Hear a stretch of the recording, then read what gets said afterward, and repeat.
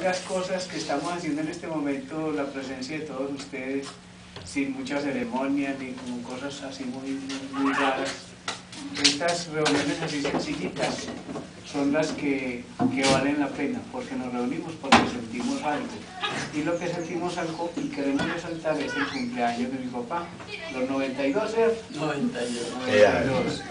Y que sea, pues mi papá sigue siendo un ejemplo para nosotros. Y el motivo que nos tiene reunidos acá es la música. Y la música yo creo que es uno de los alicientes que ha tenido mi papá a lo largo de su vida para llegar a esta edad en las condiciones en que está. Entonces a todos ustedes que pasen un ratito muy agradable, que se sientan muy en familia, así sencillamente como deben ser las cosas, más de corazón que de cosas materiales o apariencias.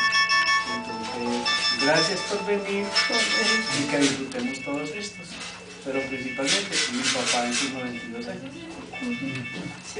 Gracias.